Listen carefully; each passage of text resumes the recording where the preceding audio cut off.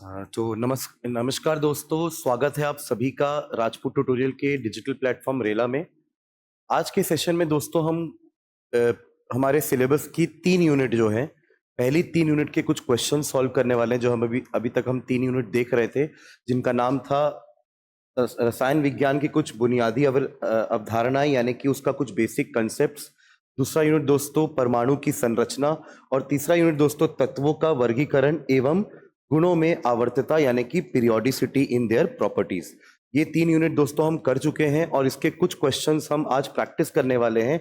एक तरह की रिवीजन क्लास हो रही है ये हमारी, जिसमें हम इन तीनों यूनिट के कुछ कुल मिलाकर के 24-25 क्वेश्चन आज सॉल्व करेंगे और देखेंगे कि क्या वो क्वेश्चंस हमसे बन रहे हैं या नहीं।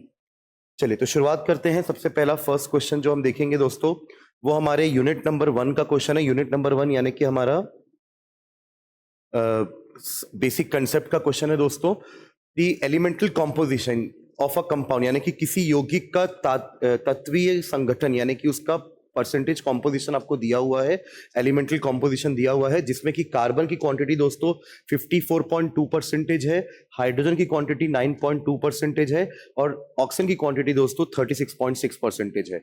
यदि यौगिक का मोलर द्रव्यमान 132 ग्राम पर मोल है, यानी कि अगर उसका मोलर मास 132 ग्राम दिया हुआ है, तो यौगिक का आणविक सूत्र क्या होगा, हमें उसका मॉलिक्यूलर फॉर्मूला बताना है दोस्तों। उसका मॉलिक्यूलर फॉर्मूला क्या होगा, तो याद करते हैं, हम सिर्फ क्वेश्चन सॉल्व नहीं करेंगे दोस्तों, हम एक बार कंसेप्ट का रिवीजन भी करने वाले हैं। तो यहां पर जो कंसेप्ट हम लगाने वाले दोस्तों वो ये होगा कि पहले हम इस कंपाउंड का, ये जो हमारा यौगिक दिया हुआ है, इसका दोस्तों पहले हम एम्पेरिकल फॉर्मूला निकालने वाले हैं, यानी कि मूलानुपाती सूत्र निकालने वाले दोस्तों। तो एम्पेरिकल फॉर्मूला पहले अगर हम निकालेंगे, हमारा फर्स्ट स्टेप होने वाला है, एम्पेरिकल फॉर्मूला निकालेंगे दोस्तों।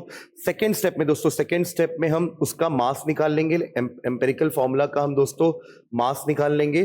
थर्ड स्टेप में दोस्तों हम एन का वैल्यू निकालेंगे। एन का वैल्यू होता है molar mass upon empirical formula mass. आप एक बार अगर एन का वैल्यू निकाल लेंगे दोस्तों एम्पेरिकल फॉर्मूला मास और मोलर मास की हेल्प से, तो आपको एन का वैल्यू से मॉलिक्यूलर फॉर्मूला निकल जाएगा। फोर्थ स्टेप हमारा मॉलिक्यूलर फॉर्मूला होता है N times of empirical formula. तो ऐसे दोस्तों हम ये 4 स्टेप लगा करके इस क्वेश्चन को सॉल्व कर सकते हैं दोस्तों। आप लोग भी साथ में मेरे क्वेश्चन को सॉल्व करिए, आप लोग को भी अच्छा लगेगा कि अगर ये क्वेश्चन आपसे बनता है, क्योंकि ये हमारे उसी लेवल के क्वेश्चन है जैसे क्वेश्चंस हमारे एग्जाम में पूछे जाएंगे दोस्तों।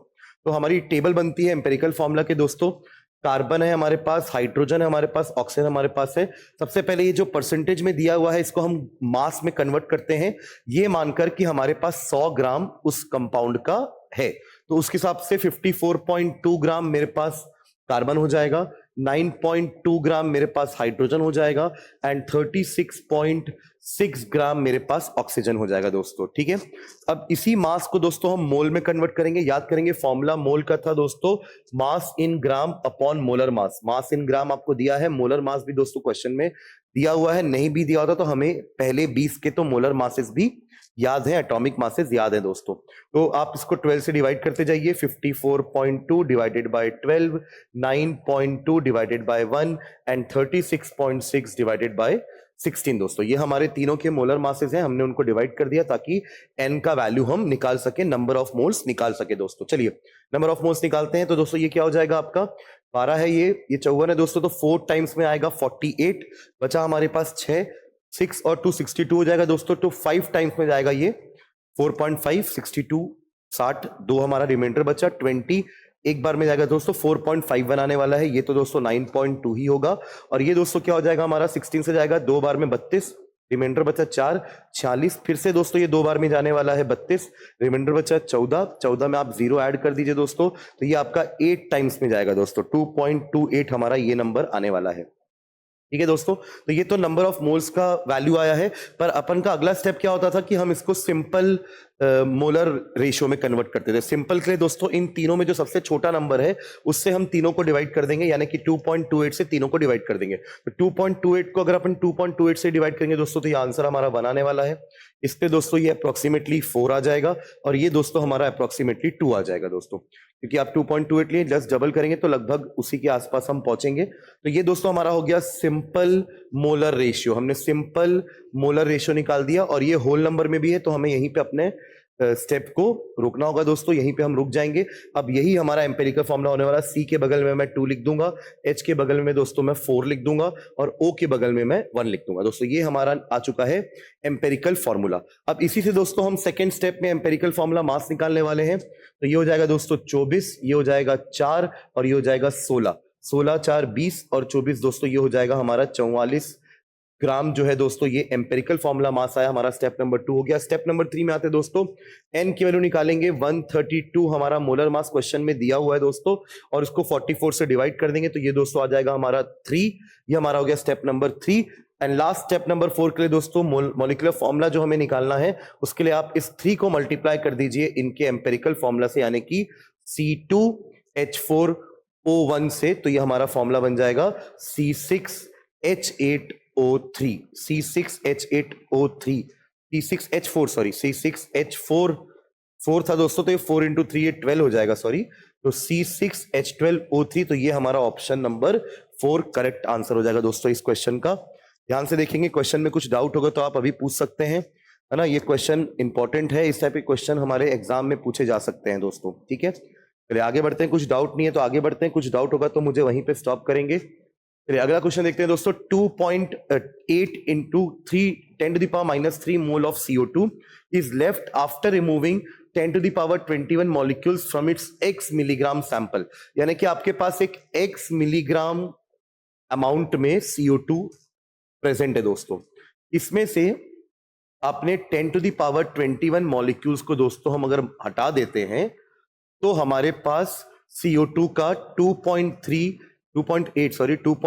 into 10 to the power -3 mole CO2 हमारे पास बचता है। ये क्वेश्चन है दोस्तों, मतलब हमारा CO2 को ही 3 अलग अलग फॉर्म में दिया हुआ है।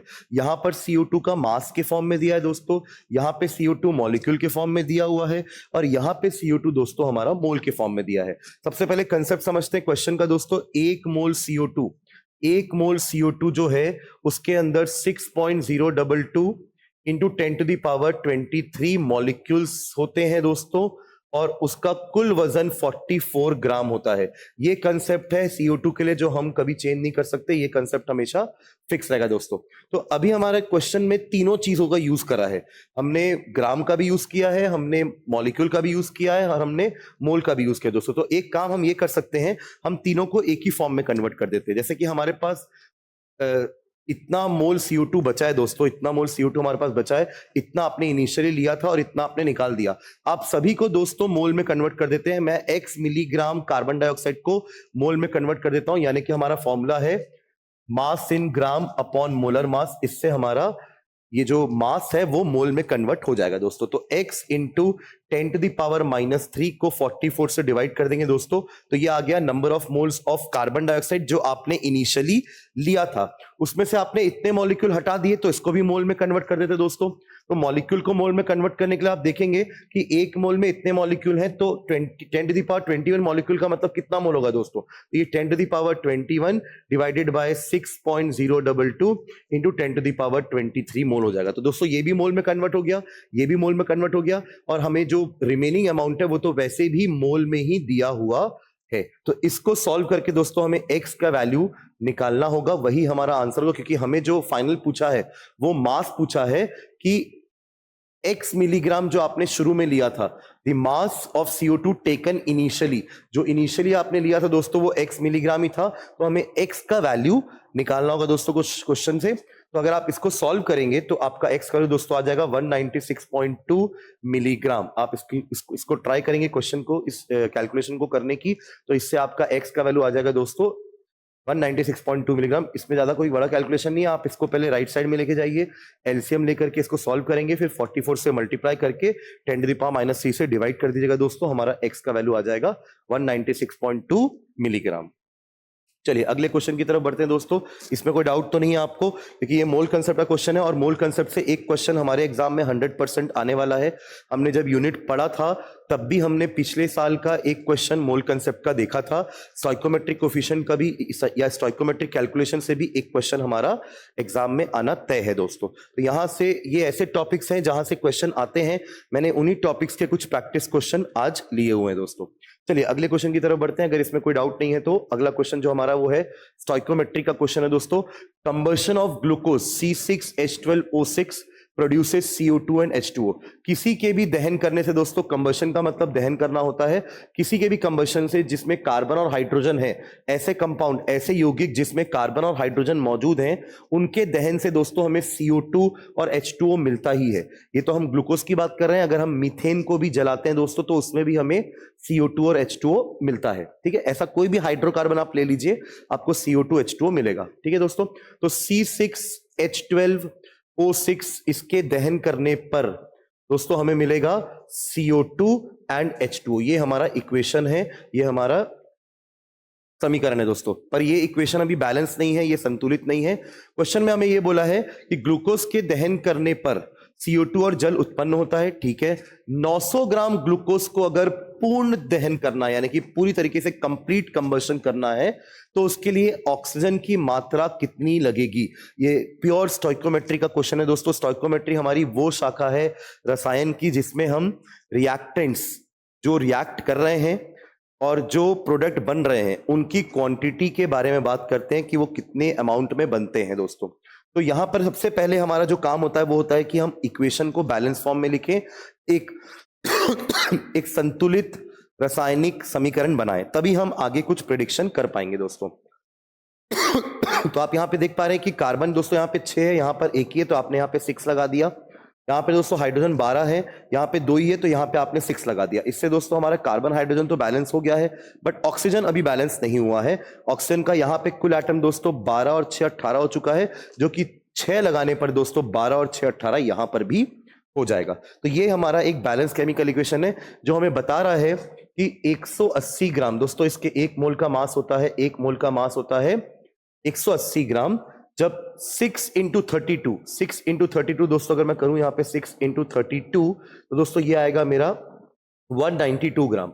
जब 192 ग्राम के साथ रिएक्ट करता है, यानी कि इसके 6 मोल के साथ रिएक्ट करता है दोस्तों, तब जाके 6 मोल ये और 6 मोल ये बनता है। हमें इनसे मतलब नहीं है, हमें यहीं पर जो भी करना होगा हमें यहीं से करना है कि 180 ग्राम को 192 ग्राम लग रहा है दोस्तों, तो 900 ग्राम ग्लूकोज के लिए कितना ग्राम, क्योंकि हमें आंसर सब ग्राम में दिया हुआ है, ग्राम में ही हमें दोस्तों इसकी मात्रा निकालनी है, कितना ग्राम ऑक्सीजन की हमें रिक्वायरमेंट होगी दोस्तों। तो आप ऐसा भी कर सकते हैं कि इस 900 ग्राम को आप मोल में कन्वर्ट कर दीजिए कि 900 ग्राम का मतलब होता है ग्लूकोज का 5 मोल दोस्तों। ये हो जाएगा 5 मोल ग्लूकोज है मेरे पास, 5 मोल ग्लूकोज है हमारे पास। तो 1 मोल के लिए दोस्तों 6 मोल लगने वाले हैं, तो 5 मोल के लिए दोस्तों हमें 30 मोल लगने वाले हैं, 30 मोल ऑक्सीजन की जरूरत पड़ेगी।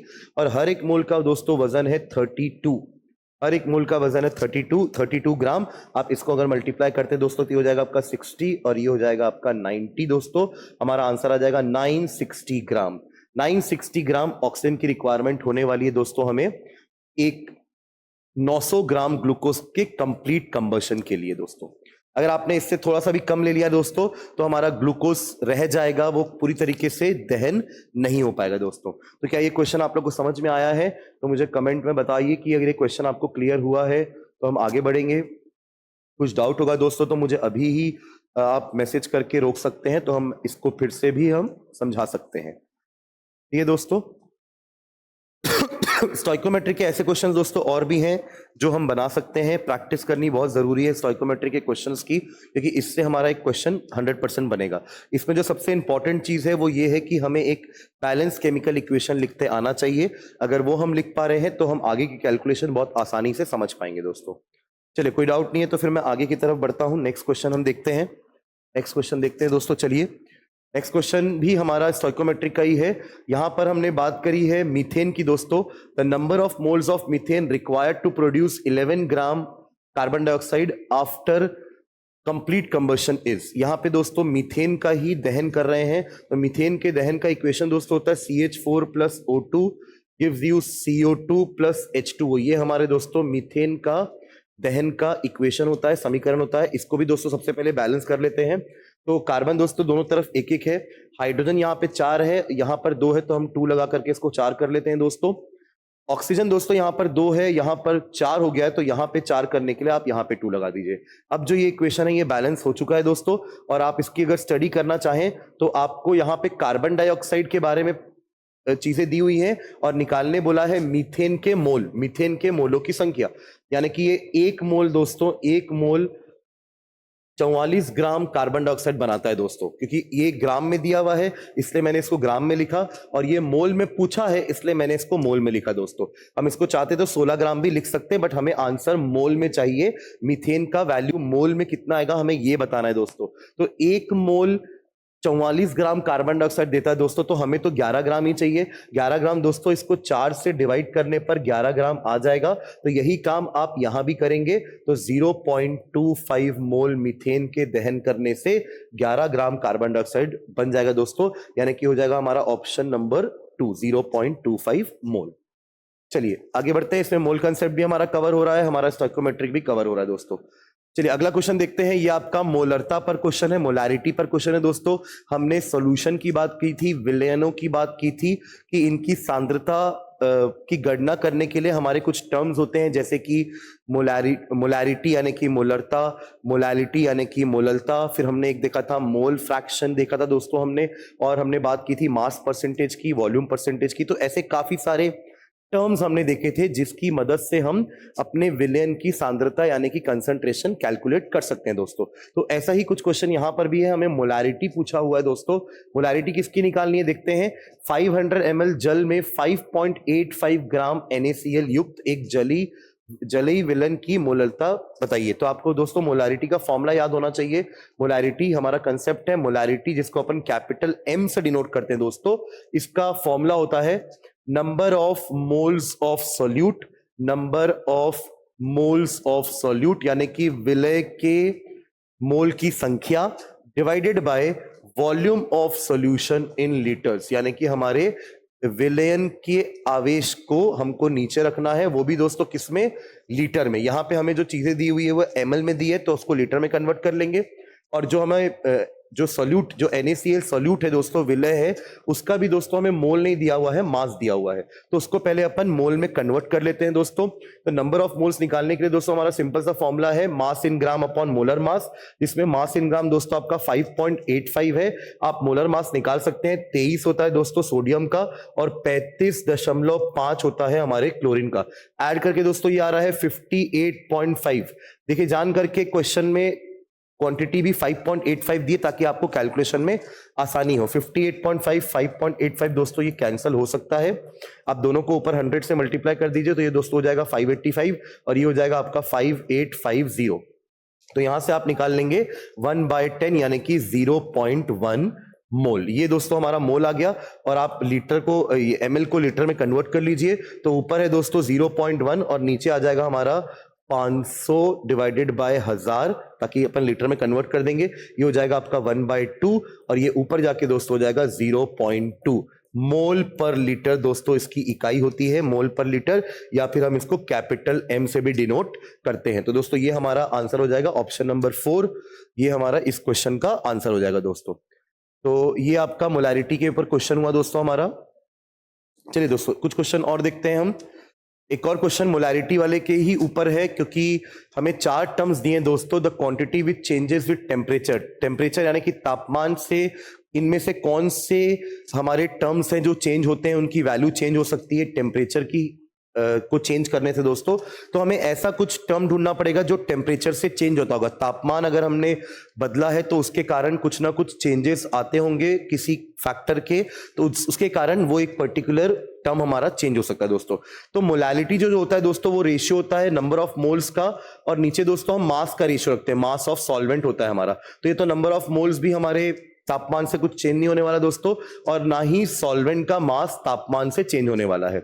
वही मैं बात करूं मोलारिटी की दोस्तों, तो ये भी नंबर ऑफ मोल्स होता है, बट नीचे दोस्तों वॉल्यूम होता है, और वॉल्यूम यानी कि आवेश जो है वो टेम्परेचर यानी कि तापमान के कारण चेंज हो सकता है। क्योंकि अगर आपने टेम्परेचर बढ़ाया दोस्तों तो उससे वॉल्यूम बढ़ सकता है, आवेश बढ़ सकता है, क्योंकि एक्सपेंशन होगा दोस्तों। तो यहां पर मोलारिटी की वैल्यू चेंज हो सकती है, अगर टेम्परेचर चेंज होता है तो मोलारिटी की वैल्यू चेंज हो सकती है दोस्तों। तो ये हमारा आंसर हो जाएगा 2, यानी कि ऐसा कोई क्वांटिटी जो तापमान पर निर्भर करता है वो होता है हमारा मोलारिटी, मोलरता दोस्तों। तो ये हमारा सेकंड क्वेश्चन, ये वाला सेकंड ऑप्शन हमारा आंसर हो जाएगा। चलिए अगला क्वेश्चन देखते हैं दोस्तों। Solution is prepared by adding 2 gram of X to 1 mole of water.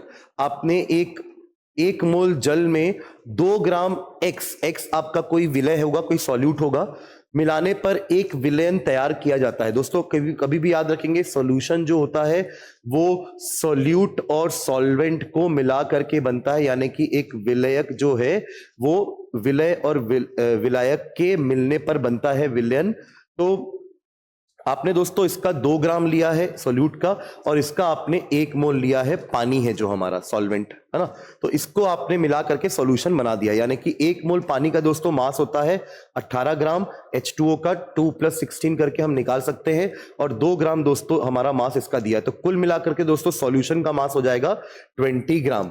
हमें निकालने बोला है दोस्तों मास परसेंटेज, द्रव्यमान प्रतिशत निकालना है अगर हमें, तो मास परसेंटेज दोस्तों निकालने के लिए आप क्या करते हैं, ऊपर लेते हैं अपन मास ऑफ सॉल्यूट यानी कि सॉल्यूट का मास, और नीचे दोस्तों हम लेते हैं मास ऑफ सॉल्यूशन। अधिकतर बार हम यहां गलती करते हैं कि गलती से हम 500 मतलब ये सॉल्यूशन का मास की जगह सॉल्वेंट के मास को ही पुटअप कर देते हैं। तो ध्यान रखेंगे कि यहां पर नीचे आता है सॉल्यूशन का मास, इसलिए पहले मैंने सॉल्यूशन का मास अलग से निकाल लिया। इनटू 100 करना नहीं भूलेंगे क्योंकि हमको परसेंटेज में कैलकुलेशन करनी है। तो मास ऑफ सॉल्यूट दोस्तों हो जाएगा 2 और सॉल्यूशन का मास हो जाएगा 2 + 18 यानी कि 20, इनटू 100 कर देंगे दोस्तों, तो 200/20 करने पर ये आ जाएगा दोस्तों हमारा 10% यानी कि 10%। दोस्तों ऑप्शन नंबर 2 हमारा करेक्ट ऑप्शन हो जाएगा। दोस्तों कहीं कुछ डाउट आ रहा है तो मुझे बीच में रोक देंगे ताकि हम उस डाउट को यहीं पर क्लियर कर लेंगे दोस्तों, ठीक है। चलिए अगले क्वेश्चन की तरफ बढ़ते हैं। ये हमारा यूनिट नंबर 1 के ही क्वेश्चंस अभी चल रहे हैं। चलिए अगला क्वेश्चन देखते हैं। ये आपके मोल कंसेप्ट पे क्वेश्चन है दोस्तों। एक मैच दी फॉलोइंग है यहाँ पर कि आपको एक लिस्ट में चीजें दी हुई हैं और उसके संदर्भ में दूसरी लिस्ट है जिसको आपको मैच करना है कि इससे कौन सा क्वांटिटी आपका मैच कर रहा है दोस्तों। तो देखिए 16 ग्राम मीथेन है। 16 ग्राम मीथेन के लिए मुझे अभी फिलहाल तो इसमें कुछ समझ में नहीं आ रहा है कि कौन सा एग्जैक्ट हो सकता है, पर ठीक है हम आगे बढ़ते हैं।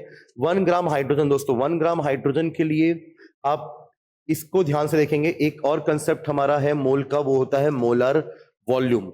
हमने मोलर मास तो पढ़ा है दोस्तों कि हमारा द्रव्यमान होता है, मोलर द्रव्यमान होता है। ठीक उसी तरीके से दोस्तों हमारा मोलर आवेश भी होता है यानी कि मोलर वॉल्यूम भी होता है दोस्तों। तो इस कंसेप्ट को ध्यान से समझेंगे कि मोलर वॉल्यूम का मतलब क्या होता है। किसी भी गैस का दोस्तों, कोई भी गैस अगर आप लेते हैं, जैसे फॉर एग्जांपल ऑक्सीजन गैस आपने ले ली, नाइट्रोजन गैस ले ली आपने, या हाइड्रोजन या CO2, कोई भी गैस अगर आपने ली है, बस उसकी कंडीशन STP होनी चाहिए। STP का मतलब होता है दोस्तों standard temperature and pressure. Standard temperature and pressure यानी कि एक स्टैंडर्ड तापमान रखेंगे और स्टैंडर्ड दबाव रखेंगे दोस्तों अगर हम, जो कि होता है 273 केल्विन एंड 1 ATM प्रेशर। अगर ऐसा है तो उस गैस का दोस्तों 1 मोल का जो वॉल्यूम है दोस्तों वो 22.4 लीटर होता है। ये भी एक कंसेप्ट है, मतलब अपन गैस के लिए 4 चीजें बोल सकते हैं कि 1 मोल गैस में गैस के 6.022 इंटू 10⁻23 मॉलिक्यूल्स होते हैं दोस्तों। उनका कुल वजन उनके मोलर मास के बराबर होता है और उनका वॉल्यूम 22.4 लीटर होता है, बशर्ते हमारा चीजें STP में दी होनी चाहिए यानी कि स्टैंडर्ड टेम्परेचर एंड प्रेशर में होनी चाहिए दोस्तों, तब आप ये चीज बोल सकते हैं। तो उस हिसाब से अगर हम बात करें हाइड्रोजन की दोस्तों, तो हाइड्रोजन का 2 ग्राम, क्योंकि हाइड्रोजन गैस जो होती है वो H2 है, उसका 2 ग्राम दोस्तों 22.4 लीटर के बराबर होगा। तो 1 ग्राम के लिए दोस्तों हम इसको आधा कर देंगे तो ये हो जाएगा 11.2 लीटर्स। ये दोस्तों 11.4 वही दिया हुआ है, तो ये हमारा ऑप्शन बी का 4 हो जाएगा दोस्तों। वही मैं बात करूं अगर 1 मोल नाइट्रोजन की दोस्तों, तो ये 1 मोल नाइट्रोजन 28 ग्राम के बराबर हो जाएगा दोस्तों। और 0.5 मोल SO2, 0.5 मोल SO2 का दोस्तों द्रव्यमान होता है 32 और 32 64 ग्राम दोस्तों होता है ये, पर ये 1 मोल का है दोस्तों। हमें आधा मोल दिया तो आधा मोल का आधा कर देंगे तो 32, ये भी सही दिया दोस्तों।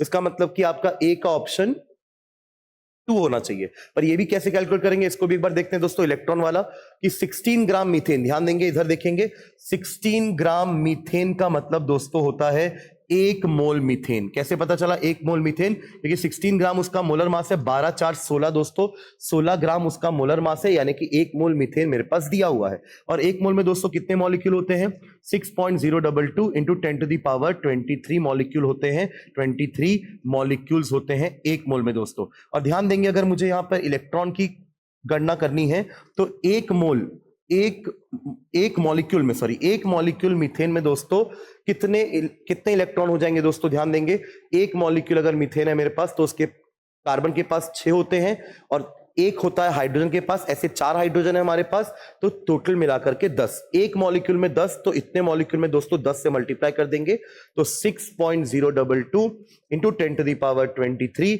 इंटू 10, जो कि दोस्तों इस दोनों को मल्टीप्लाई करने पर 60.2 आ जाएगा इंटू 10⁻23 इलेक्ट्रॉन्स। इतने इलेक्ट्रॉन्स दोस्तों हमारे 16 ग्राम मीथेन में होंगे। तो दोस्तों इसके हिसाब से हमारा जो ऑप्शन सही बैठता है वो है ए का जो हमारा आ रहा है दोस्तों 2 आ रहा है, ए का 2 इस ऑप्शन में दिख रहा है मुझे, सेकंड, अच्छा फर्स्ट सेकंड और फोर्थ दोनों तीनों में है। और 1 ग्राम हाइड्रोजन का दोस्तों 2 बी के लिए ऑप्शन हमारा 4 है, तो ए का 2 बी का 4, ए का 2 बी का 4 दोनों इन दोनों में दिख रहा है सेकंड एंड फोर्थ में। चलिए सी के लिए दोस्तों हमारा ऑप्शन हो जाएगा 1, तो सी का 1 दोस्तों यहाँ है, यहाँ पे सी का 3 है, तो हमारा ऑप्शन हो जाएगा 2। तो ये हमारा करेक्ट आंसर हो जाएगा इस मैच दी फॉलोइंग का दोस्तों। चलिए आगे बढ़ते हैं, अगर कोई डाउट नहीं हो तो मुझे बीच में रोक देंगे, कहीं पे भी डाउट आएगा तो हम आगे बढ़ने से पहले उस डाउट को क्लियर कर लेंगे दोस्तों। चलिए अगला क्वेश्चन देखते हैं। The number of molecules and moles in 2.8375 litre of oxygen. फिर से दोस्तों ये मोलर वॉल्यूम का ही क्वेश्चन है कि अभी हमने बात करी थी कि कार्बन कोई भी गैस हो उसका 1 मोल का वॉल्यूम एसटीपी में 22.4 लीटर होता है। तो सेम चीज दोस्तों ऑक्सीजन पे भी अप्लाई होगी। ऑक्सीजन का 1 मोल का मतलब होगा दोस्तों ऑक्सीजन के इतने सारे molecules, Avogadro's number of molecules दोस्तों, जिनका कुल वजन होने वाला है 32 ग्राम। ये सब मैं 1 मोल ऑक्सीजन की बात कर रहा हूं दोस्तों, 1 मोल ऑक्सीजन की बात कर रहा हूं मैं, जिसका वॉल्यूम होने वाला है 22.4 लीटर, बट ये वॉल्यूम एसटीपी में ही होगा। हम बार बार एसटीपी इसलिए बोल रहे हैं दोस्तों क्योंकि जो कैलकुलेशन की गई है वॉल्यूम की वो उसी कंडीशन पे की गई है, उसी स्थिति पे की गई है। हम ऐसा नहीं बोल रहे हैं कि हर बार वॉल्यूम वही, हर बार वॉल्यूम उतना ही रहेगा। अगर आप कंडीशन चेंज कर देंगे दोस्तों तो ये वॉल्यूम चेंज हो सकता है। तो गैस का जो आवेश है दोस्तों वो तापमान और दबाव दोनों पर निर्भर करता है। अगर आप तापमान और भार चेंज करेंगे दोस्तों तो हमारे गैस के आवेश भी चेंज हो जाएंगे, उनका वॉल्यूम चेंज हो जाएगा। पर ये जो हमारे लिए फिक्स है, ये एसटीपी के लिए फिक्स है दोस्तों। तो हमारे पास जो क्वेश्चन में ऑक्सीजन का वॉल्यूम दिया हुआ है वो है 2.8375। आपको ऑक्सीजन के मॉलिक्यूल्स और उनके मोल दोनों की गणना करनी है दोस्तों। तो हम यहीं से बेसिक से ही चालू करेंगे कि इतने मॉलिक्यूल का मतलब दोस्तों, इतने मॉलिक्यूल का मतलब 22.4 लीटर होता है, इतने 1 मोल का मतलब 22.4 लीटर होता है दोस्तों। 1 मोल का मतलब यानी कि 22.4 लीटर मतलब 1 मोल होता है दोस्तों।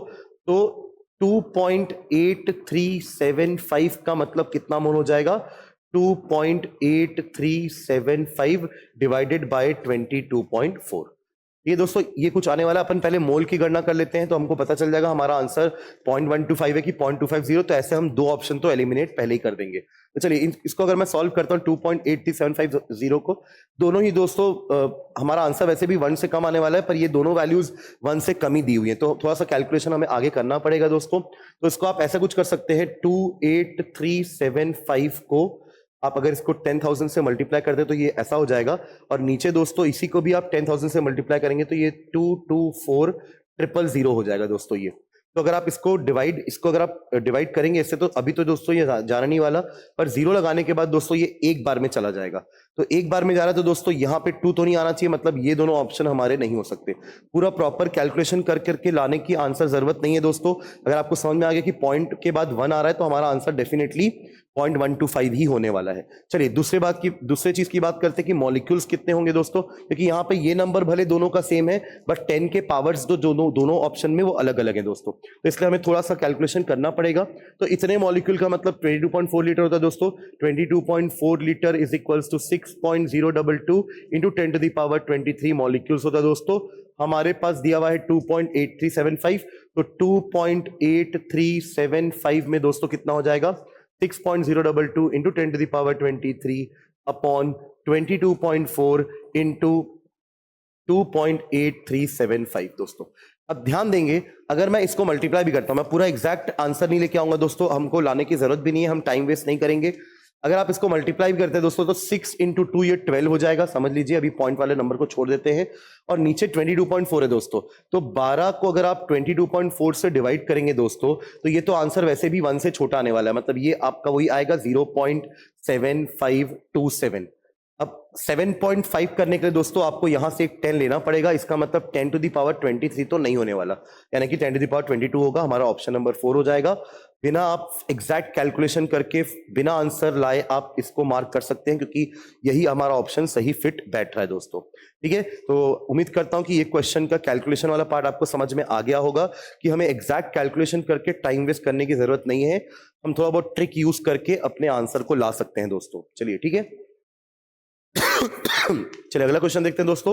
When a hydrocarbon A undergoes complete combustion, it requires 11 equivalents of oxygen and produces 4 equivalents of water. What is the molecular formula of A? मतलब आपने एक हाइड्रोकार्बन लिया है जिसका नाम A है, जिसका पूर्ण दहन यानी कि कंप्लीट कंबशन कर रहे हैं दोस्तों, तो इसके लिए हमें ऑक्सीजन के 11 तुल्यांकों यानी कि 11 इक्विवेलेंट्स की जरूरत पड़ रही है। यानी कि अगर मैं एक ए कंपाउंड लेता हूं जो कि एक हाइड्रोकार्बन है, हाइड्रोकार्बन दोस्तों वो होते हैं जिनमें सिर्फ कार्बन और हाइड्रोजन ही प्रेजेंट है। ऐसे यौगिक, ऐसे कंपाउंड जिसमें सिर्फ कार्बन और हाइड्रोजन ही मौजूद है, यानी कि आप एक अज्यूम कर सकते हैं CXHY, C के X एटम्स हैं और H के Y नंबर ऑफ एटम्स है दोस्तों, ऐसा हम अज्यूम कर सकते हैं। इसमें दोस्तों अगर हम ऐड कराते हैं ऑक्सीजन, तो ये हमें दिया हुआ है 11 ऑक्सीजन है, और दोस्तों बनेंगे वही हमारे CO2 एंड H2। मैंने आपको इसके पहले भी बताया था कि हाइड्रोकार्बन का जब भी हम दहन करते हैं तो हमें जितना भी कार्बन है वो पूरा का पूरा कार्बन डाइऑक्साइड के फॉर्म में मिल जाता है, और जितना भी हाइड्रोजन है हमें वो वाटर के फॉर्म में मिल जाता है दोस्तों। तो ये हमारा इक्वेशन हो जाएगा। अच्छा, वाटर के बारे में भी दोस्तों एक चीज दी हुई है कि यह जल के 4 तुल्यांकों का उत्पादन करता है, यानी कि ये हमारा 4 है दोस्तों। तो हमें इन दोनों के बारे में डेटा दिया हुआ है और इसका फॉर्मूला हमसे पूछा है, तो x और y का वैल्यू दोस्तों हमें निकालना है। तो क्या कर सकते हैं दोस्तों, हम यहां पर ध्यान देंगे। अगर हम हाइड्रोजन की बात करें तो यहां पे हाइड्रोजन की कुल संख्या दोस्तों, हाइड्रोजन के परमाणु की कुल संख्या 8 है। तो 8 दोस्तों ये पूरे आए कहां से होंगे, हमारे हाइड्रोकार्बन से ही आए होंगे, क्योंकि यहां पे तो कहीं और हाइड्रोजन है नहीं। तो ये जो भी हमारा 8 हाइड्रोजन है दोस्तों यहां से आया है, यानी कि हमारा H में तो 8 होगा, ये तय है। पर दोस्तों ऑप्शन बनाने वाले ने गजब किया है कि उसने 3 ऑप्शन में 8 रख दिया है, ताकि आप और मेहनत करके कार्बन भी निकालो दोस्तों। चलिए कोई बात नहीं, कार्बन भी निकालते हैं। तो कार्बन पे दोस्तों आप ऑक्सीजन की क्वांटिटी देखते हैं। पहले ऑक्सीजन कितना है हमारे राइट हैंड साइड में और लेफ्ट हैंड साइड में। दोस्तों ये तो हमें बता दिया कि 11 इक्विवेलेंट लग रहे हैं ऑक्सीजन के, यानी कि ऑक्सीजन के परमाणु की कुल संख्या दोस्तों 22 हो जाएगी।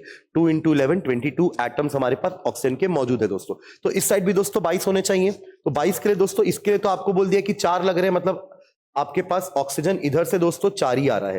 तो बचा जो हमारा 18 ऑक्सीजन है दोस्तों वो यहां से आएगा, और 18 तब आएगा जब आप इसको 9 करोगे, 9 दूनी 18 हो जाएगा दोस्तों। तो 4 और 18 मिला करके ये भी 22 हो जाता है। और ये 9 कार्बन दोस्तों कहां से आ रहा होगा, हमारे हाइड्रोकार्बन से, यानी कि हमारा फॉर्मूला होने वाला है C9H8 दोस्तों। ये हमारा फॉर्मूला हो जाएगा C9H8 हमारे हाइड्रोकार्बन का दोस्तों। तो आई होप ये क्वेश्चन समझ में आया होगा। जो भी लोग ऑनलाइन मौजूद हैं तो उन लोग भी अगर आंसर करना चाहें किसी क्वेश्चन को तो वो आंसर कर सकते हैं, अगर आपको ये चीज़ें समझ में आ रही हैं। थोड़ा आपको एक बार रिवाइज करना पड़ेगा, इसलिए हम बीच बीच में जो यूनिट्स पढ़ते जाएंगे दोस्तों उनका ऐसे क्लब करके हम उनके जो क्वेश्चंस है वो ऐसे सॉल्व करते जाएंगे, ताकि आप बीच बीच में थोड़ा रिवीजन भी करते चलें। क्योंकि जब 30 यूनिट पढ़ेंगे तो दोस्तों पहले यूनिट के बाद जब आप आखिरी 30वें यूनिट पढ़ोगे तो ऐसा नहीं होना चाहिए कि पिछले यूनिट्स का हम भूल जा रहे हैं। इसलिए ये बीच बीच में रिविजन क्लासेस और ऐसे क्वेश्चन प्रैक्टिस करना हमें जरूरी है दोस्तों। चलिए आगे बढ़ते हैं नेक्स्ट। अब आते हैं हम अपने सेकेंड यूनिट वाले क्वेश्चन में, जो कि हमारा स्ट्रक्चर ऑफ एटम का क्वेश्चन है दोस्तों। Correct statement for an element with atomic number 9। 9 atomic number दोस्तों फ्लोरीन का होता है। उसके लिए आपका कुछ स्टेटमेंट्स दिया हुआ है, इनमें से कौन से सही हैं दोस्तों हमें वो बताना है। करेक्ट स्टेटमेंट्स हमें बताने हैं दोस्तों। तो पहला स्टेटमेंट है, पहला कथन दोस्तों दिया हुआ है कि MS मतलब स्पिन क्वांटम नंबर +½ वाले के लिए 5 इलेक्ट्रॉन और MS की वैल्यू -½ के लिए 4 इलेक्ट्रॉन हो सकते हैं। इसके लिए दोस्तों अपन को इसका इलेक्ट्रॉनिक कॉन्फ़िगरेशन लिखना पड़ेगा, इलेक्ट्रॉनिक विन्यास लिखना पड़ेगा, जो कि हो जाएगा दोस्तों 1s2 2s2 एंड 2p5। 2 4 और 5 9। इसको अगर दोस्तों मैं ऑर्बिटल डायग्राम बनाता हूं, इसके कक्षकों का डायग्राम बना करके देता हूं, तो ये आपके 2 हो जाएंगे, यहां पर भी दोस्तों 2 हो जाएंगे, और यहां पे हमारे 5 हो जाएंगे, कुछ इस तरीके से। ठीक है दोस्तों, तो आपको क्या बोल रहा है कि S -½ वाले 4 और +½ वाले 5 होने चाहिए। तो देख लेते हैं, जितने भी हमारे अप साइड वाले एरो दोस्तों वो +½ होते हैं। तो ये हो गया दोस्तों हमारा 1 2 3 4 और 5। तो ठीक है दोस्तों, MS वाले प्लस हाफ वाले 5 है और बचे जो 4 हैं दोस्तों वो ms माइनस हाफ वाले हैं। तो ये वाला स्टेटमेंट करेक्ट है दोस्तों हमारा, यानी कि ए ऑप्शन तो यानी कि ए स्टेटमेंट करेक्ट है। चलिए सेकंड स्टेटमेंट पढ़ते हैं दोस्तों। There is only one electron in pz orbital. pz orbital में एक ही इलेक्ट्रॉन है दोस्तों, एक इलेक्ट्रॉन इसमें है, पर ये pz हमने इसको कोई नाम नहीं दिया है क्योंकि तीनों ही एक जैसे ऑर्बिटल है दोस्तों, तीनों डीजेनरेट ऑर्बिटल कहला रहे थे। इनका बस स्पेस में ओरिएंटेशन अलग अलग है, तो ये स्पेस में ओरिएंटेशन अपना चेंज भी कर सकते हैं दोस्तों। हम कोई एग्जैक्ट बोल नहीं सकते कि pz में ही एक इलेक्ट्रॉन मौजूद है। हाँ, अगर यहां पर लिखा होता कि there is only one electron in one of the p orbital, अगर ऐसा लिखा होता तो हम इसको सही मान लेते। pz स्पेशली नाम लिख दिया है तो ऐसा जरूरी नहीं है दोस्तों, तो ये वाला कथन जो है वो गलत है, ये स्टेटमेंट जो है वो दोस्तों गलत है। थर्ड में आते थे last electron goes to the orbital with n is equals to 2, l is equals to 1। जो आखिरी इलेक्ट्रॉन हमारा अंतिम इलेक्ट्रॉन जो है दोस्तों वो n is equals to 2, l is equals to 1, ये क्वांटम नंबर वाले कक्षक में जा रहा है क्या? तो आखिरी इलेक्ट्रॉन दोस्तों हमारा 2p में जा रहा है, जिसके लिए n का वैल्यू दोस्तों 2 होता है, सामने लिखा है 2, और p के लिए दोस्तों l का वैल्यू 1 होता है। तो ये स्टेटमेंट भी करेक्ट है दोस्तों, यानी कि हमारा c वाला स्टेटमेंट भी करेक्ट है दोस्तों। तो a और c तो करेक्ट है। d पढ़ लेते हैं। Sum of angular nodes of all the atomic orbitals is 1। हमारे पास 3 एटॉमिक ऑर्बिटल है दोस्तों, 1s 2s और 2p। एंगुलर नोड्स की संख्या पूछ रहा है आपसे, यानी कि कोणीय नोड्स। तो दोस्तों कोणीय नोड्स सिर्फ p, d और f में होती है, s में कोणीय नोड्स नहीं होती है, वहां पे रेडियल नोड्स होती हैं दोस्तों, रेडियल नोड्स होती हैं। यहां पर हमसे पूछा है एंगुलर, तो s 1s और 2s में तो दोस्तों नहीं होंगी, पर 2p के x y z तीनों के पास दोस्तों एक एक एंगुलर नोड्स होती है। एंगुलर नोड्स क्या होती है दोस्तों, ध्यान देंगे। कोणीय नोड्स हम उसे कह रहे थे, वो प्लेन को कह रहे थे जो कि इसके सेंटर से होकर के गुजरेगी, जहां पे इलेक्ट्रॉनों की होने की प्रोबेबिलिटी दोस्तों 0 हो जाएगी, उसी को हम कहते हैं एंगुलर नोड्स। और दोस्तों इसको निकालने के लिए हमारे पास एक फॉर्मूला भी होता है एंगुलर नोड्स दोस्तों, इसका फॉर्मूला होता है सिर्फ L। तो दोस्तों इन तीनों के लिए L की वैल्यू 1 1 1 है, तो आप तीनों को ऐड कर देंगे तो टोटल इसी में हमारे पास 3 एंगुलर नोड्स हैं। तो ये हमारा दोस्तों आंसर हो जाएगा गलत, ये 1 नहीं है, टोटल 3 एंगुलर नोड्स हमारे पास मौजूद है दोस्तों। तो हमारा ऑप्शन कुल मिलाकर के A और C सही है, तो A और C वाला ऑप्शन दोस्तों हमारा ऑप्शन नंबर 3 है, जो A एंड C ये करेक्ट ऑप्शन होगा दोस्तों हमारा। चलिए अगले क्वेश्चन की तरफ बढ़ते हैं दोस्तों। The extra stability of half filled subshell is due to. याद करेंगे हमने एक आखिरी टॉपिक पढ़ा था स्ट्रक्चर ऑफ एटम में, जिसका नाम था कि अर्ध भरे यानी कि आधे भरे हुए या पूर्ण रूप से जो भरे हुए ऑर्बिटल्स हैं उनका जो इलेक्ट्रॉनिक कॉन्फ़िगरेशन है वो ज्यादा स्टेबल होता है, उनका जो स्टेबिलिटी होती है वो ज्यादा होती है। वही चीज का आपसे रीजन पूछा है दोस्तों, अर्ध भरे यानी कि हाफ फिल्ड, यहाँ पे सिर्फ अर्ध भरे की बात हो रही है, हाफ फिल्ड की बात हो रही है। उपकोष को अतिरिक्त स्थायित्व यानी कि एक्स्ट्रा स्टेबिलिटी किस कारण से होती है या मिलती है दोस्तों? तो पहला ऑप्शन जो हमारा लिखा हुआ है दोस्तों वो है इलेक्ट्रॉनों का समिमित वितरण यानी कि सिमेट्रिकल डिस्ट्रीब्यूशन। ये तो हमने भी दोस्तों अपने रीजन में लिखा था कि या तो आधे भरे हों या तो पूरे भरे हों, ये दोनों ही सिमेट्रिकल डिस्ट्रीब्यूशन कहलाता है दोस्तों। तो ये और सिमेट्रिसिटी हमेशा स्टेबिलिटी की तरफ ले जाती है हमें दोस्तों। तो ये तो हमारा करेक्ट हो गया, यानी कि ए तो हमारा ऑप्शन करेक्ट है दोस्तों। सेकंड बात करते हैं कम कूलम प्रतिकर्षण ऊर्जा। दोस्तों अगर सारे ऑर्बिटल हाफ हाफ भरे हुए हैं दोस्तों, तो किसी एक ऑर्बिटल में 2 इलेक्ट्रॉन होगा ही नहीं, तो हमें रिपल्शन भी कम मिलेगा। जो प्रतिकर्षण हो रहा है, रिपल्शन ऊर्जा हो रही है दोस्तों, वो कम होगी। तो ये भी हमारा ऑप्शन सही दिख रहा है, ऑप्शन बी भी करेक्ट है दोस्तों, यानी कि हमारा स्टेटमेंट बी भी करेक्ट है। थर्ड देखते हैं दोस्तों, the presence of electron with the same spin in non degenerate orbital. दोस्तों ये सारी तो हमारी डीजेनरेट ऑर्बिटल्स हुआ करती थी। एक ही उपकोष यानी कि एक ही सबशेल के सारे कक्षकों की ऊर्जा एक बराबर होती है, यानी कि 2p के तीनों की ऊर्जा एक जैसी होगी, 3p के तीनों की ऊर्जा एक जैसी होगी, 3d के पांचों की ऊर्जा दोस्तों एक जैसी होने वाली। इसी को दोस्तों हम कहते हैं डीजेनरेट ऑर्बिटल यानी कि अभ्रष्ट ऑर्बिटल यानी कि अभ्रष्ट कक्षकों। तो दोस्तों ये तो नॉन डीजेनरेट नहीं है, तो ये हमारा ऑप्शन सी गलत हो जाएगा। लार्जर एक्सचेंज एनर्जी, दोस्तों याद करेंगे हम एक्सचेंजेस के बारे में पढ़े हैं कि कितने एक्सचेंजेस हो सकते हैं हमारे हाफ फील्ड वाले में। टोटल 10 एक्सचेंज देखे थे हमने, ये सब एक्सचेंज पॉसिबल है दोस्तों जो हम बना रहे हैं। पहला इलेक्ट्रॉन चारों के साथ एक्सचेंज करेगा, दूसरा तीनों के साथ करेगा, तीसरा दोनों के साथ, और जो लास्ट है वो एक एक्सचेंज करेगा। कुल मिला के दोस्तों 10 एक्सचेंज होते हैं और हर एक्सचेंज में कुछ ना कुछ एनर्जी रिलीज हो रही है। अगर ऊर्जा रिलीज हो रही है, ऊर्जा छोड़ रहा है, तो वो स्टेबिलिटी की तरफ जा रहा है दोस्तों। तो ये भी हमारा ऑप्शन सही है, यानी कि ए बी के बाद डी भी सही है दोस्तों। चलिए लास्ट देखते हैं, हालांकि ए बी डी, अच्छा ई बी वाले ऑप्शन में है। चलिए आखिरी वाला स्टेटमेंट भी पढ़ लेते हैं, relatively smaller shielding of electrons by one another. दोस्तों अब क्योंकि यहाँ पर इलेक्ट्रॉन्स अभी एक ही कक्षकों में है, तो यहाँ पर शील्डिंग भी कम हो रही है, स्मॉलर हो रही है, क्योंकि आपके जो इलेक्ट्रॉन है वो बाहरी कक्षकों के इलेक्ट्रॉनों को शील्ड करते हैं दोस्तों।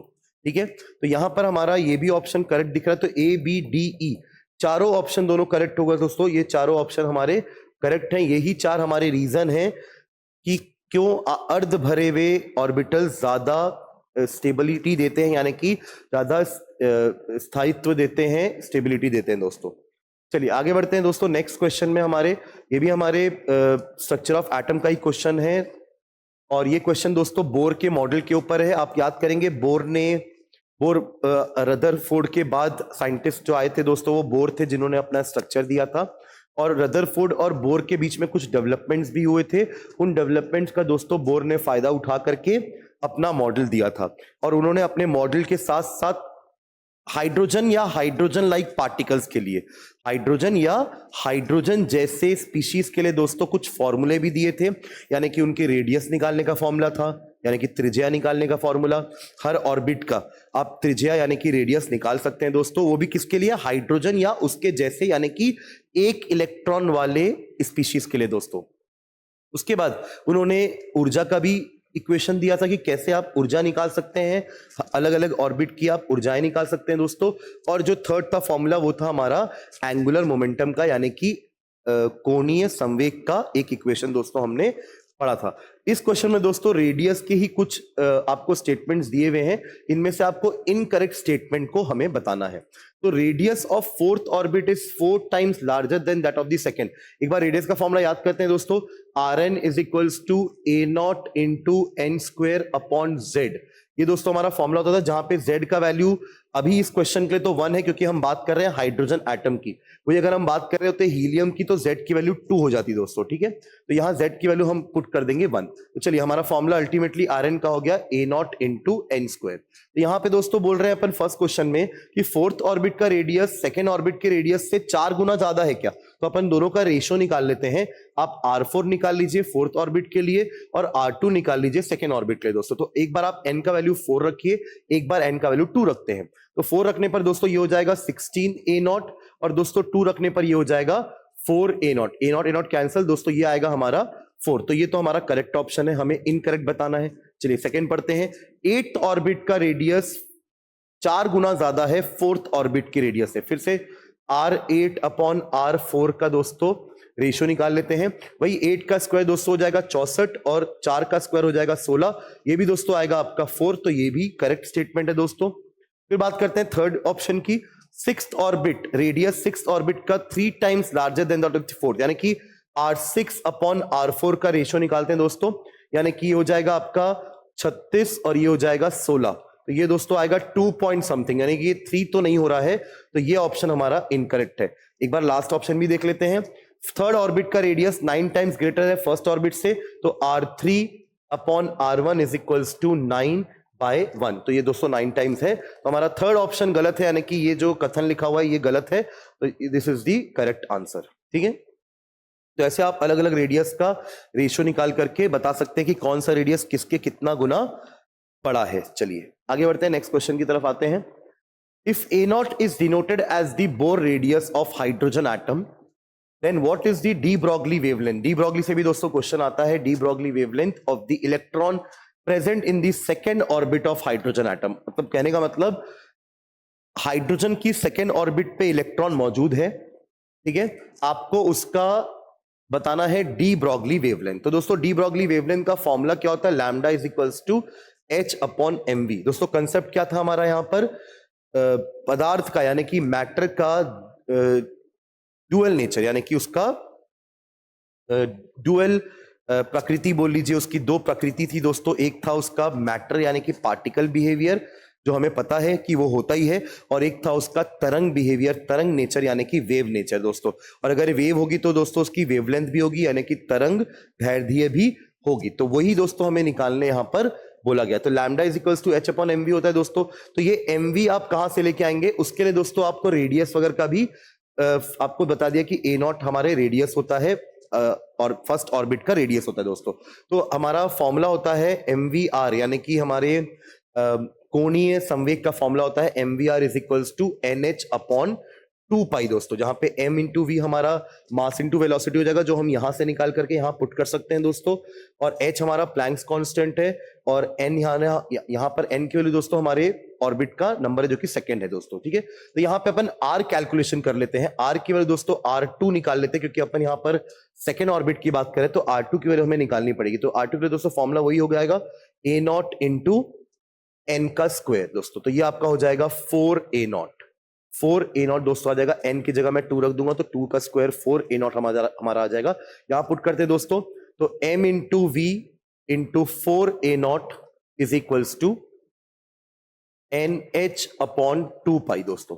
चलिए इसको mv को नीचे ले गए थे, बाकी सबको उधर भेजते हैं। तो 4a not into 2 pi upon n is equals to h upon mv, और ये h अपॉन mv दोस्तों हमारा डी ब्रॉगली वेवलेंथ होता है, लैम्डा होता है। इसको मल्टीप्लाई कर देते हैं, 4 2 8 हो जाएगा दोस्तों, ये 8 पाई a नॉट अपॉन n, ये दोस्तों हमारे डी ब्रॉगली वेवलेंथ का वैल्यू हो जाएगा, विच इज ऑप्शन नंबर 1 दोस्तों। तो कंसेप्ट अगर आप सही लगाएंगे दोस्तों तो ये क्वेश्चन आपको आसान लगेगा। हमने डी ब्रॉगली वेवलेंथ का पहले फॉर्मूला लिख डाला, और mv निकालने के लिए हमने अपने कोणीय संवेग यानी कि एंगुलर मोमेंटम का यूज करके वहां से mv निकाल करके यहाँ पे पुटअप कर दिया दोस्तों। तो हमारा फॉर्मूला गया 8 पाई a नॉट अपॉन n, ये हमारा वेवलेंथ है दोस्तों। चलिए आगे बढ़ते हैं नेक्स्ट क्वेश्चन की तरफ। Which of the following is और are not correct with respect to energy of atomic orbitals of hydrogen atom, यानी कि हाइड्रोजन एटम के जो एटॉमिक ऑर्बिटल्स के बारे में कुछ यहाँ पर एनर्जी के ऑर्डर्स दिए हुए दोस्तों। एक बार आप याद करेंगे कि हमारे हाइड्रोजन के लिए जो ऑर्डर था दोस्तों ऑर्बिटल्स के ऊर्जाओं का, वो थोड़ा अलग था, और बाकी एलिमेंट जिनके पास मल्टीपल इलेक्ट्रॉन्स हैं, एक से ज्यादा इलेक्ट्रॉन है, उनके लिए ऑर्डर हमारा अलग था दोस्तों। एक बार याद करते हैं ऑर्डर कैसा था। हाइड्रोजन के लिए दोस्तों 1s के बाद 2s और 2p एक साथ थे, 3s 3p और 3d भी एक साथ थे दोस्तों, 4s 4p 4d और 4f भी दोस्तों एक साथ थे। और वही मैं बात करूं अलग दूसरे एलिमेंट की जिसके पास मल्टीपल इलेक्ट्रॉन्स होते हैं, तो उनके लिए दोस्तों ऑर्डर कुछ ऐसा था, 1s 1s के बाद 2s 2s के बाद 2p, फिर 3s, फिर 3p, फिर 4s, फिर दोस्तों हमारा आता था 3d। ऐसा कुछ चलता है दोस्तों हमारा बाकी एलिमेंट के लिए। ठीक है, तो यहां पर हमारा पहला ऑप्शन जो दिया हुआ है कि 1s की एनर्जी से ज्यादा एनर्जी 2p की है, 2p से ज्यादा 3d, 3d की 4s, तो ये दोस्तों करेक्ट है। हमें इसमें से दोस्तों नॉट करेक्ट वाला चूज करना है कि कौन सा ऑर्डर इनकरेक्ट दिया हुआ है। तो पहला तो करेक्ट है, मतलब ए तो नहीं है हमारा, तो ए वाले ऑप्शन दोनों दोस्तों कैंसिल कर देंगे हम। आगे बढ़ते हैं, 1s लेस देन 2s और 2s 2p बराबर है, ये सही है। 3s 3p बराबर होता है दोस्तों, ये सही दिखा है, तो ये भी करेक्ट है, मतलब बी भी हमारा आंसर नहीं हो सकता, यानी कि ये भी नहीं हो सकता। एक ही बचा है दोस्तों, यही हमारा आंसर होगा। चलिए तब भी एक बार देख लेते हैं। 1s से ज्यादा एनर्जी दोस्तों 2s की होती है, 2s 2p का ऐसा नहीं होता दोस्तों, ये गलत है, ये भी गलत है दोस्तों, और यहां पर ये भी गलत है। तो सी और डी दोस्तों ऑर्डर हमारा गलत दिया हुआ है, यानी कि हमारा option C and D only हो जाएगा। ठीक है दोस्तों, चलिए आगे बढ़ते हैं अगले क्वेश्चन की तरफ। Given below are 2 statements.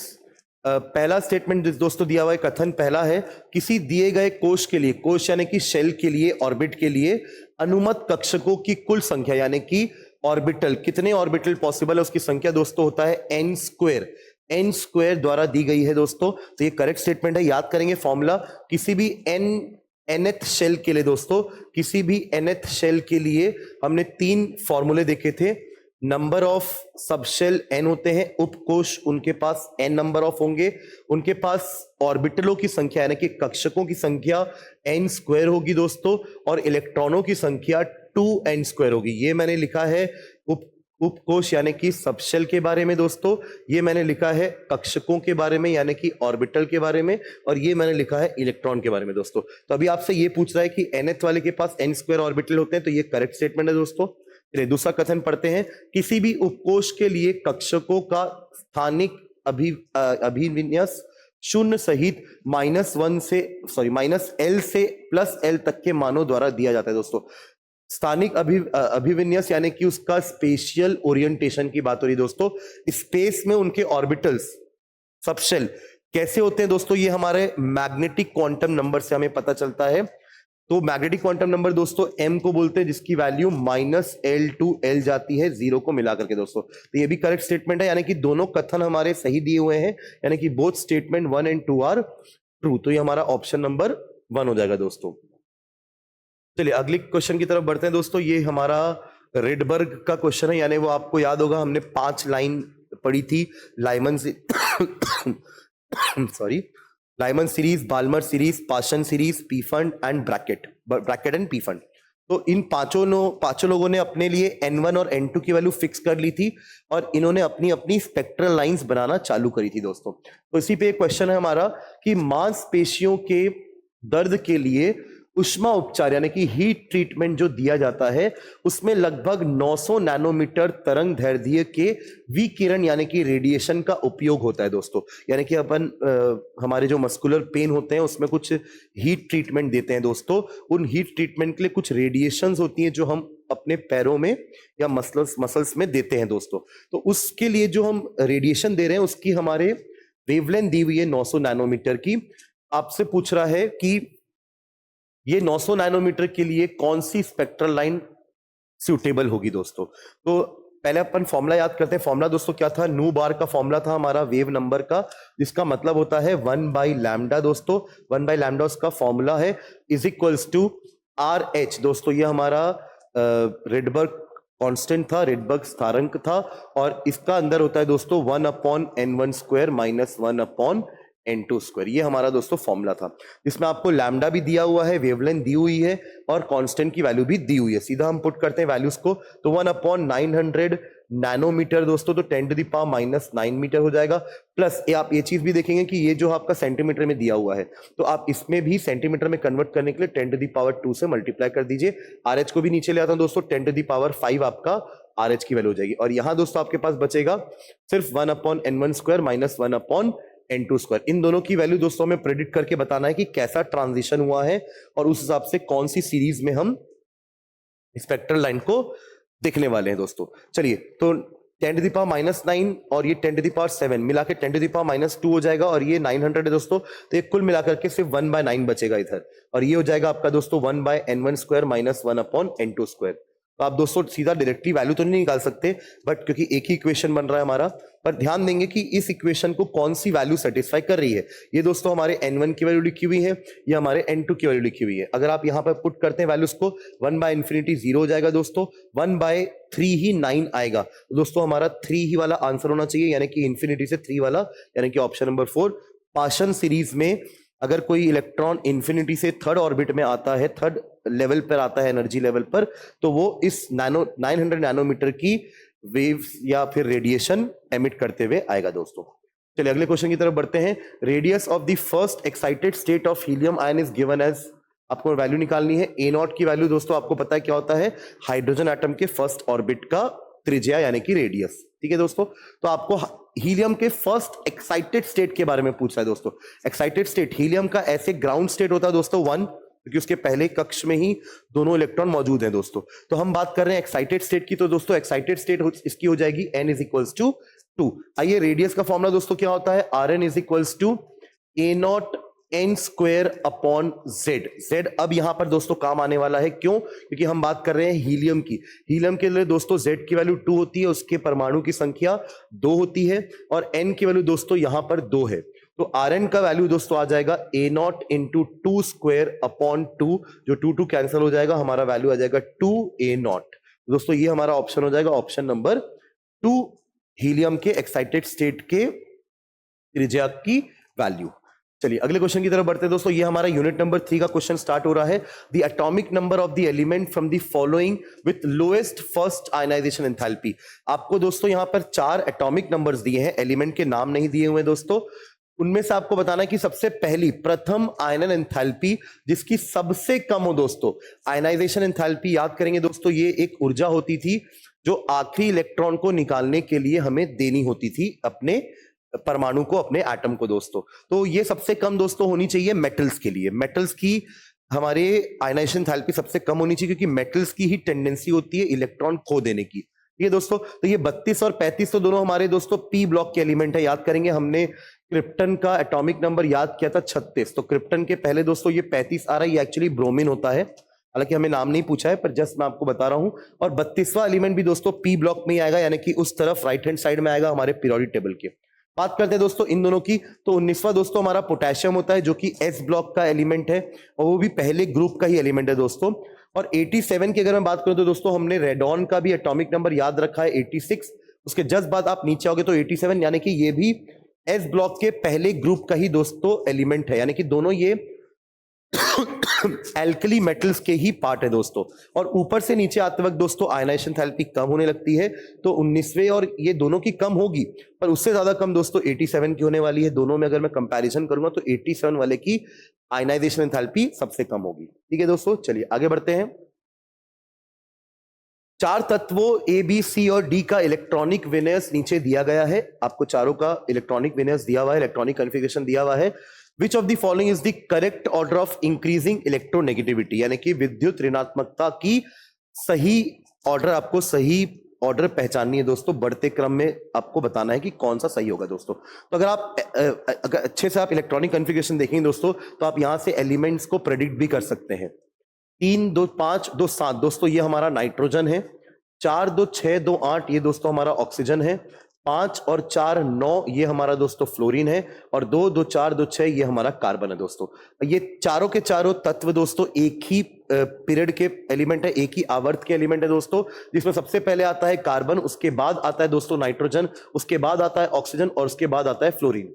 तो यहां पर दोस्तों हमें पता है कि एक आवर्त में, एक पीरियड में लेफ्ट टू राइट जाएंगे दोस्तों तो इलेक्ट्रोनेगेटिविटी की वैल्यू बढ़ती है दोस्तों। तो उस हिसाब से हमारा फ्लोरीन जो है वो सबसे ज्यादा इलेक्ट्रोनेगेटिव एलिमेंट होने वाला है, यानी कि सी सबसे ज्यादा होगा दोस्तों। उसके बाद ऑक्सीजन यानी कि बी, तो ये सी और बी तो हमको दोस्तों इन दोनों में दिख रहा है। चलिए आगे देखते हैं। उसके बाद दोस्तों नाइट्रोजन होगा जो कि हमारा ए है, और फिर सबसे लास्ट में हो जाएगा कार्बन जो कि हमारा डी है दोस्तों। तो डी ए बी सी हमारा ये बढ़ते क्रम में दोस्तों ये हमारा ऑर्डर हो जाएगा इलेक्ट्रोनेगेटिविटी का, यानी कि विद्युत ऋणात्मकता का। ठीक है दोस्तों, चलिए आगे क्वेश्चन में बढ़ते हैं। फिर से ये हमारा कथनों वाला क्वेश्चन आया है कि 2 कथन दिए हैं, कौन से सही है कौन सा गलत है। तो सम इलेक्ट्रॉनिक स्पीशीज यानी कि आइसो इलेक्ट्रॉनिक स्पीशीज की त्रिज्याएं निम्न क्रम में बढ़ती हैं, यानी कि उनका रेडियस, उनका आयनिक रेडियस दोस्तों इस क्रम में बढ़ता है। Mg2 पॉजिटिव, Na पॉजिटिव, ये दोस्तों F नेगेटिव होगा क्योंकि हम आयनिक, ये हम आइसो इलेक्ट्रॉनिक स्पीशीज की बात कर रहे हैं जिनके पास, सबके पास इलेक्ट्रॉनों की संख्या बराबर होती है। तो यहां पर 10 इलेक्ट्रॉन है दोस्तों, यहां पर भी 10 इलेक्ट्रॉन है, यहां पर भी 10 इलेक्ट्रॉन और यहां पर भी, पर इनके नंबर ऑफ प्रोटॉन्स दोस्तों अलग अलग है। इसके पास 12 है, इसके पास 11 है, इसके पास 9 है और इसके पास 8 है दोस्तों। तो याद रखेंगे इलेक्ट्रॉनिक, सम इलेक्ट्रॉनिक यानी कि आइसो इलेक्ट्रॉनिक स्पीशीज में दोस्तों जिनके पास प्रोटॉन की संख्या कम होती है, जिनके पास प्रोटॉन की संख्या कम होती है यानी कि न्यूक्लियर चार्ज कम होता है, नाभिकीय आवेश कम होता है दोस्तों, उनका साइज बड़ा होता है। तो यहां सही लिखा हुआ है ऑक्साइड सबसे बड़ा है, Mg2 पॉजिटिव सबसे छोटा है। तो पहला कथन दोस्तों करेक्ट है। चलिए दूसरा कथन पढ़ते हैं।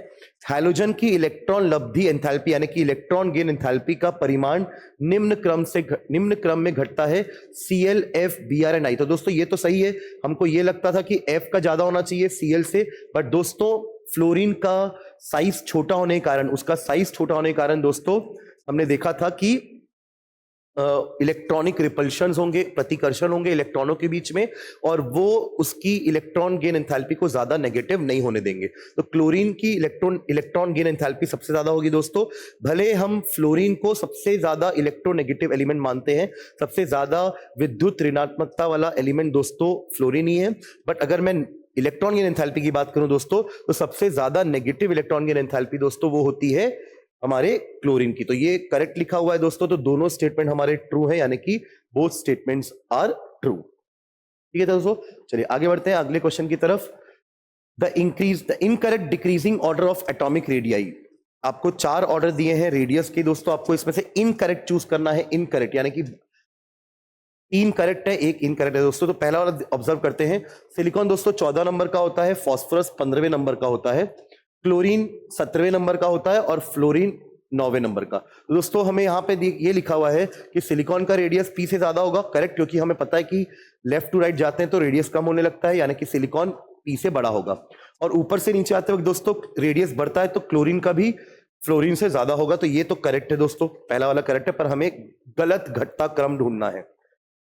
Mg दोस्तों यहां हो गया, Mg समझ लीजिए, Al उसके बाद आता है 12 13, और कार्बन और ऑक्सीजन में दोस्तों कार्बन आपका पहले होगा, ऑक्सीजन बाद में होगा दोस्तों। तो बाद में है मतलब इसका रेडियस कम होना चाहिए, कार्बन का ज्यादा होना चाहिए, सही लिखा है। और इन दोनों में दोस्तों पहले मैग्नीशियम आता है, बाद में एल्यूमिनियम आता है, तो मैग्नीशियम का रेडियस ज्यादा होना चाहिए, तो ये भी सही लिखा हुआ है दोस्तों। तो ये वाला स्टेटमेंट भी, ये वाला भी क्रम सही है। थर्ड देखते हैं दोस्तों, Al, B, N और F। Al दोस्तों एल्यूमिनियम है और बोरॉन दोस्तों उसके ऊपर होता है, तो जाहिर सी बात है बोरॉन से एल्यूमिनियम छोटा होगा या एल्यूमिनियम बोरॉन से बड़ा होगा। और नाइट्रोजन फ्लोरीन में दोस्तों नाइट्रोजन के बाद आपका फ्लोरीन आता है, तो नाइट्रोजन का साइज फ्लोरीन से ज्यादा होने वाला है, यानी ये भी करेक्ट है। यानी कि गलत दोस्तों हमारा ये होने वाला है, क्योंकि बेरिलियम दोस्तों ऊपर होता है, मैग्नीशियम नीचे, तो मैग्नीशियम तो जाहिर सी बात है कि हमारे बेरिलियम से बड़ा ही होगा, तो ये वाला ऑर्डर हमारा गलत है।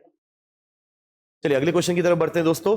किसी तत्व की क्रमिक 5 आयनन ऊर्जाएं क्रमशः 800, 2427, 3658, 25024 और 32824। देखिए दोस्तों कितना ज्यादा इंक्रीमेंट हुआ है, ये कहां 3658 और कहां 25024, इतना ज्यादा इंक्रीमेंट हो गया दोस्तों। यानी कि जाहिर सी बात है कि 4th इलेक्ट्रॉन और 5th इलेक्ट्रॉन ये अपना नहीं खोने वाला है, पर पहले 3 इलेक्ट्रॉन ये आसानी से खो देगा। तो किसी तत्व की क्रमिक 5 आयनन ऊर्जाएं ऐसी लिखी हुई हैं, उपरोक्त मानों का उपयोग करके, इन वैल्यूज को यूज करके उस समूह का अनुमान लगाइए, उस ग्रुप के बारे में बताइए जिसमें ये तत्व मौजूद हो सकता है दोस्तों। तो जाहिर सी बात है इसके पास 3 इलेक्ट्रॉन है दोस्तों जो खोने के लिए तैयार हैं, पर चौथा इलेक्ट्रॉन अपने आप को नहीं खोना चाहेगा। तो दोस्तों ये हमारा ग्रुप नंबर कौन सा होना चाहिए? देखिए ग्रुप नंबर 1 जो होता है हमारा, उसके पास 1 वैलेंस इलेक्ट्रॉन होता है, तो वो 1 आसानी से खोएगा।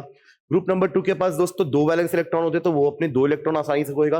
और वही जब मैं ग्रुप नंबर 13 की बात करूंगा दोस्तों, उनके पास 3, 14 के पास 4, 15 के पास 5, 16 के पास 6, 17वें ग्रुप में 7 और 18वें ग्रुप में दोस्तों 8 इलेक्ट्रॉन मौजूद होते हैं आखिरी शेल में दोस्तों। तो यहां हमारा यही दिख रहा है, जहां पर 3 इलेक्ट्रॉन है, ये 3 इलेक्ट्रॉन खो देंगे आसानी से, इसलिए इनकी तीनों की वैल्यू ज्यादा नहीं है, चौथी वैल्यू बहुत ज्यादा है दोस्तों। तो ये हमारा ग्रुप नंबर 13 हो जाएगा इसका आंसर। चलिए लास्ट क्वेश्चन देखते हैं दोस्तों। Which of the following statements are not true? हमें गलत स्टेटमेंट बताना है। किसके बारे में दोस्तों? अपनी पीरियोडिक टेबल के बारे में, यानी कि अपनी आवर्त सारणी के बारे में गलत स्टेटमेंट्स, कथन सत्य नहीं है, उनको चुनना है दोस्तों। तो पहला क्या लिखा हुआ है दोस्तों? The properties of elements are function of atomic weight। ये तो गलत ही है, ये ऐसा नहीं होता क्योंकि एटॉमिक नंबर में होता है। तो ये वाला दोस्तों सही स्टेटमेंट है, ये गलत है। तो हमें पहला गलत मिल चुका है दोस्तों, ए हमारा पहला गलत है। चलिए तो ए वाले ऑप्शन जो भी हमारे वो सही हो सकते हैं, यानी कि 3rd और 4th हमारा ऑप्शन तो नहीं हो सकता। चलिए बी भी दोस्तों, बी तो सही लिखा हुआ है, तो बी कैसे हो सकता है? ठीक है, हमें गलत स्टेटमेंट चूज करने हैं। चलो 3rd पढ़ते हैं। Elements having similar outer electronic configurations are arranged in same period, यानी कि समान ब्राह्म्य इलेक्ट्रॉनिक विन्यास वाले तत्व समान आवर्त में व्यवस्थित होते हैं दोस्तों। आवर्त नहीं, वो समान समूह में व्यवस्थित होते हैं, सेम ग्रुप में होते हैं दोस्तों। तो हमारा ऑप्शन नंबर सी भी गलत है। तो ए के साथ दोस्तों सी भी हमारा गलत ऑप्शन है। तो साफ साफ दिख रहा है दोस्तों कि यहाँ पे तो सी है ही नहीं, सी यहीं पर है, ए यहीं पर है, तो दोस्तों यही हमारा करेक्ट आंसर होना चाहिए। तब भी चलिए हम एक बार ई वाला भी पढ़ते हैं, डी वाला भी पढ़ते हैं। An elements location reflects the quantum number of the last filled orbital. ये सही स्टेटमेंट है दोस्तों कि हमारा ऑर्बिटल नंबर से या हमारे पीरियड से दोस्तों हमें पता चल जाता है कि आखिरी इलेक्ट्रॉन किस ऑर्बिटल में गया है दोस्तों। और 5वां दिया हुआ है, किसी आवर्त में तत्वों की संख्या भरे जा रहे ऊर्जा स्तर में उपलब्ध परमाणु कक्षकों की संख्या में समान होती है, यानी कि the number of elements in a period is same as the number of atomic orbital available in energy level that is being filled. ये गलत है दोस्तों, जितने एटॉमिक ऑर्बिटल है उनसे डबल इलेक्ट्रॉन भरे जाते हैं दोस्तों। याद करेंगे पहले पीरियड में दोस्तों पहले आवर्त में सिर्फ एक ही ऑर्बिटल भराता है। तो इसका मतलब ये थोड़ी ना कि पहले आवर्त में सिर्फ एक ही तत्व मौजूद है दोस्तों, वहां तो 2 तत्व मौजूद है, क्योंकि हमें पता है कि एक ऑर्बिटल में 2 इलेक्ट्रॉन रहते हैं। तो हमें डबल करना है। अगर आपको पता चल गया है कि उस आवर्त में कितने ऑर्बिटल ऑर्बिटल्स का फिलिंग हो रहा है तो आप उसको डबल कर दीजिए। अगर उसमें 9 ऑर्बिटल का फिलिंग हो रहा होगा तो आप डबल कर दीजिए, तो 18 इलेक्ट्रॉन है कि 18 तत्व मौजूद होंगे उस पीरियड में दोस्तों। इसलिए हमारा ई गलत है कि number of elements in a period is same नहीं होते दोस्तों। आप 2 से मल्टीप्लाई करेंगे नंबर ऑफ ऑर्बिटल्स का, क्योंकि हर एक ऑर्बिटल में दोस्तों 2 इलेक्ट्रॉन मौजूद होते हैं। तो हमारा आंसर हो जाएगा यहां पर दोस्तों ए, सी और ई गलत स्टेटमेंट है, बाकी हमारे बी और डी दोस्तों वो सही स्टेटमेंट्स दिए हुए हैं। ठीक है दोस्तों, तो ये हमारे आज के सेशन का आखिरी क्वेश्चन था। तो आज के सेशन में दोस्तों हमने जो पहले 3 यूनिट के क्वेश्चंस किए हैं, आप इनकी फिर से एक बार प्रैक्टिस करिएगा दोस्तों। ये सारे क्वेश्चन हमारे एग्जाम के लेवल के ही हैं, इसी लेवल के क्वेश्चन दोस्तों हमारे एग्जाम में पूछे जाने वाले हैं। तो आप अच्छे से एक बार फिर से इन यूनिट्स को रिवाइज करिए। अगर आपको लगता है कि कुछ क्वेश्चंस आपसे आज नहीं बन रहे थे या आपको याद नहीं आ रहे थे कंसेप्ट दोस्तों, तो अभी आपके पास समय है कि आप उन तीनों यूनिट को अच्छे से एक बार रिवाइज कर लें और इस पीडीएफ को एक बार फिर से देख करके सारे क्वेश्चंस की प्रैक्टिस अच्छे से कर लें दोस्तों। ठीक है दोस्तों, तो आज के लिए हम यहीं पे रोकते हैं। धन्यवाद, स्वस्थ रहिए, मस्त रहिए, थैंक यू।